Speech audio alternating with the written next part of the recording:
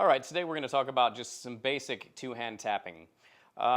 First off, when you're tapping, even though we're only going to be using one finger, it's the best way to do it is to use the second finger on your right hand.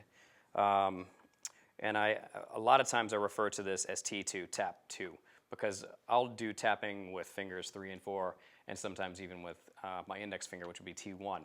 So we're just going to do T2 today. And the reason that you tap with your middle finger is so that you never have to fool around with the guitar pick. You're tapping with your middle finger. You can seamlessly go between regular licks, alternate picking, regular legato licks, bending, whatever it is that you might be doing, and then you can add in the tapping and seamlessly move through your solo. If you're fumbling around with putting the pick somewhere different and shifting to your index finger, it's just excessive movement that it's easier to get in trouble that way. So why even fool with it? So basically, if we look at an E minor pentatonic scale,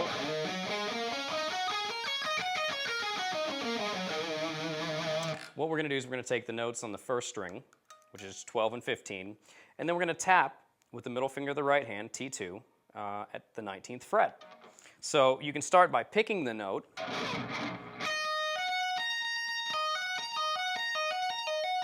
and it's just a basic triplet. So you could do pick, hammer, tap, or you could start by tapping, which I like to do this a lot, tap, pull, hammer. So 19, 12, 15. That gives you a sound like this.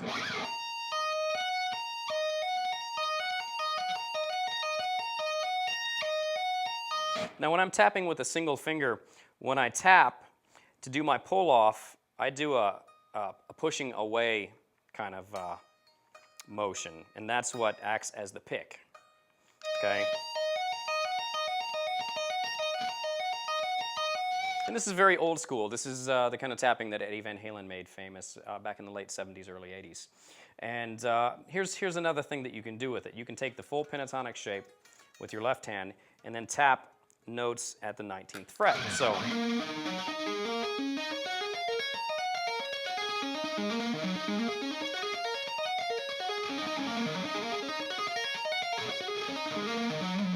and that's a pretty cool sound. And you can do a nice little sequence like this where you move in groups of 3 strings.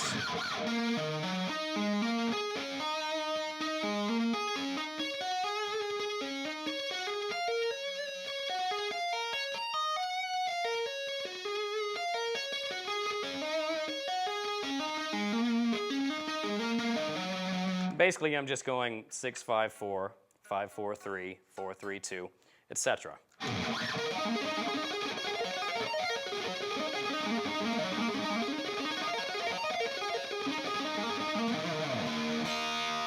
All right, and there's a cool little pentatonic lick. You can actually do more with this on a single string as well. And when you're tapping on a single string, you're just borrowing more notes from the scale. So we could tap at 17, we could tap at 19, 20, and 22, even 24 if we wanted to.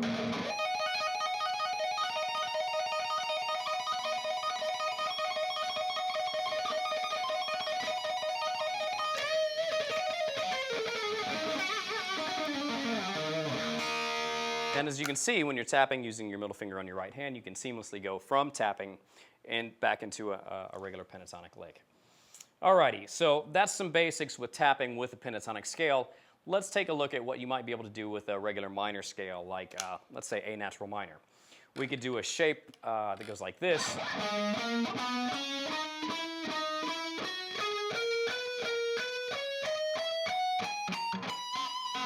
So we got 12, 14, 15.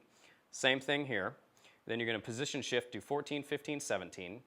Up a string, 14, 16, 17. Position shift, 16, 17, 19. Up a string, 17, 18, 20.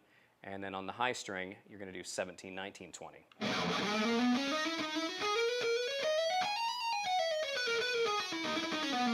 Now, that's the left-hand shape.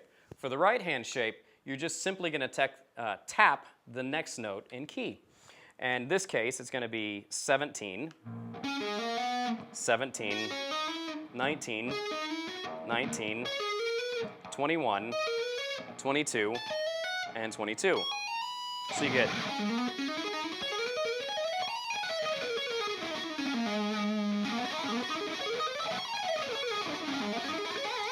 Now that's a little bit crazier, so you might just want to start by getting familiar with the single string tapping and some pentatonic stuff, and then when you're ready to move to the next level, let's kick it up a notch and hit some of the minor stuff. All right, tap away.